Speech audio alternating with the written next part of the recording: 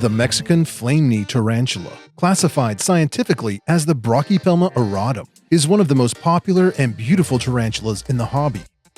Like many other species of Brachypelma, this New World tarantula is favored due to their ease of care and docile temperament.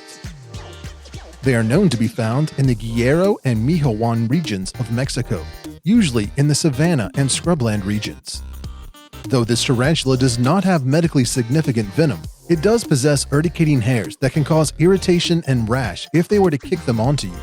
Typically, it will just make you itchy, but it can lead to serious issues if you were to get them in your eyes, nose, or throat.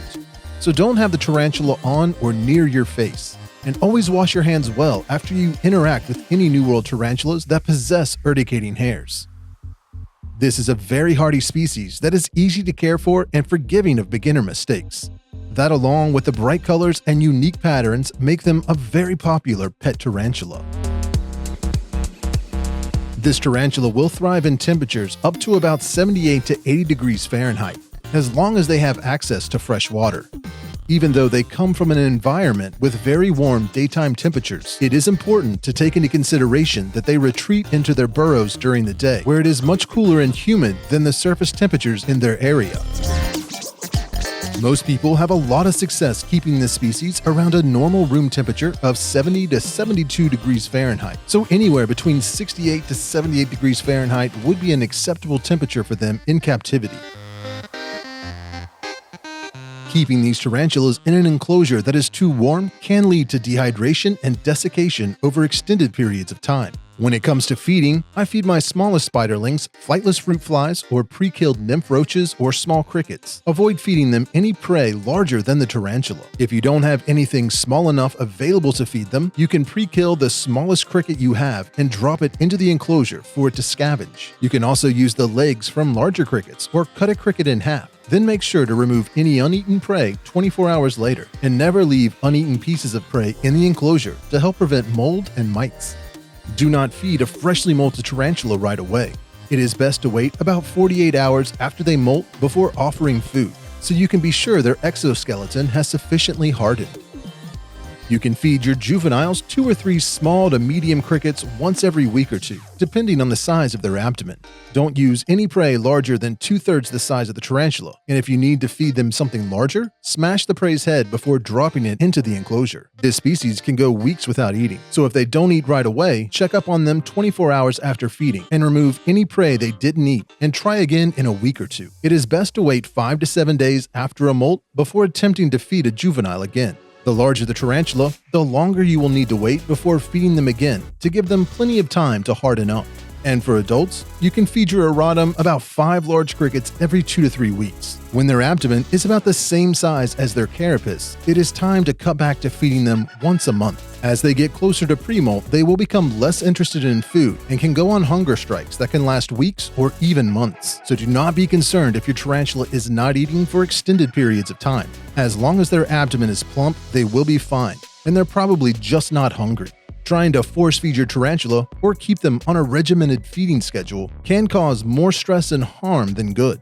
Make sure to remove any uneaten prey or boluses within 24 hours and wait 10 to 14 days after a molt before attempting to feed again. You can also mix up their prey with mealworms, roaches, hornworms, or other feeders from time to time to give them a little variety in their diet. This is not a communal species of tarantula, so only one spider can be kept in each enclosure. It is important to make sure that you choose an appropriately sized enclosure for your spider. A good rule of thumb is the enclosure should be no smaller than 3 times the leg span of the tarantula. Providing a slightly larger enclosure than the bare minimum is always a great idea, but do not go too large. Putting a spiderling in an adult enclosure can lead to many problems. The tarantula could hide out of sight, and it will be difficult to locate them and make sure that they are still alive and healthy. Too much space can make the chances of their prey crossing paths with them or their ability to catch their prey much lower. Also, the ventilation holes in most juvenile and adult enclosures are large enough that your spiderling could potentially squeeze through and escape. Remember that if they can fit their carapace through a gap, they can squeeze their abdomen through it as well, so choose your enclosures wisely.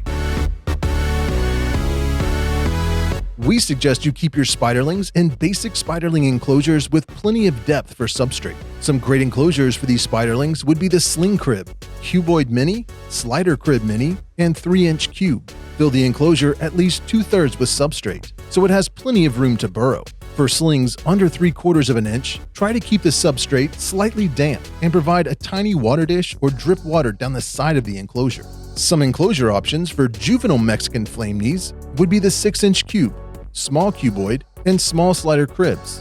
Again, fill the enclosure up a little over halfway with substrate and provide a hide and a water dish no wider than the tarantula's leg span. For adults, you want to give your tarantula plenty of room to move around, so the large Slider Crib, 12-inch Cube, large Cuboid, and Terrestrial XL Cribs are great options for adults. While the 8-inch Cube, medium Slider, and medium Cuboid will work well for sub-adults. You set these enclosures up the same way as the smaller ones. Fill the enclosure up at least halfway with substrate. Provide a hide and water dish and any decorations as long as they are not too sharp or heavy. Using this much substrate isn't just to provide them with plenty of depth to make their burrow. This also helps mitigate any damage they could receive if they were to climb up the sides of the enclosure and fall. You want there to be no more than 1.5 times the leg span of the tarantula from the top of the enclosure to the substrate. This species is known for climbing the walls and even across the top of the enclosure, especially for the first few months after being rehoused. So give them plenty of substrate to minimize any risk of fall damage and keep them safe.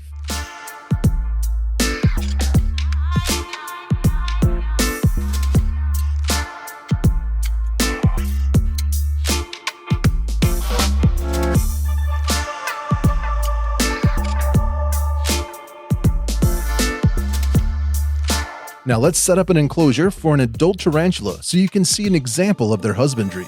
We are starting off with a large tarantula crib slider enclosure, which is a great option for most terrestrial tarantulas. First, you want to fill the enclosure up around halfway with your favorite substrate. We are using the Terrestrial by the Bioactive because it is a bioactive substrate made specifically for arachnids. Next, you will want to add a little water to dampen the substrate, and then add some sphagnum moss to both give the substrate a more natural appearance as well as help to maintain a nice humidity level.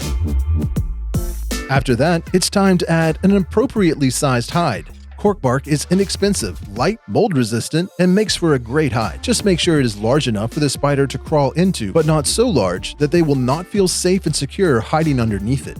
Now it is time to add any plants or decorations you would like to include. Live plants are not only for aesthetics, but they will help provide humidity and enrichment for your tarantula. So choose plants or decorations that are not heavy and do not have any sharp edges or points that could potentially hurt your spider. Don't forget to add a water dish that is no wider than the spider's leg span. Provide them with a shallow and wide water dish so there is plenty of water surface area, as this will help with maintaining humidity as the water evaporates.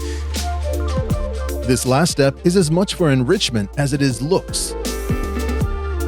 But adding a top layer of Exoterra Stone Desert,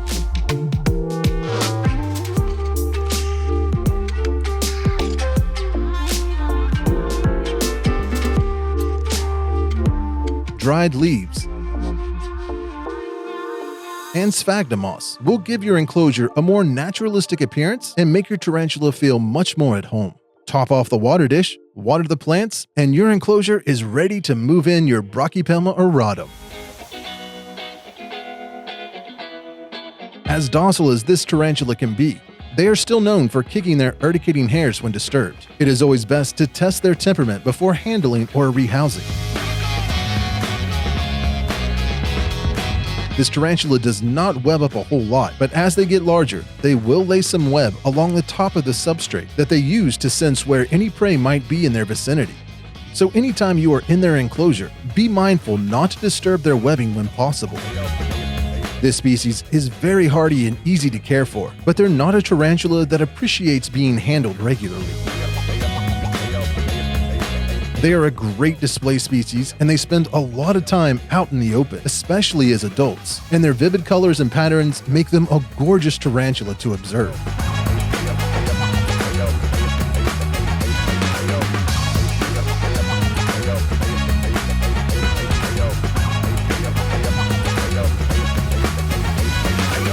Your Mexican Flame Knee Tarantula deserves the best, so check out the full line of high-end acrylic enclosures for tarantulas and other invertebrates at tarantulacribs.com. And don't forget to like this video if you found it helpful, and subscribe so you don't miss any new videos coming out in the future.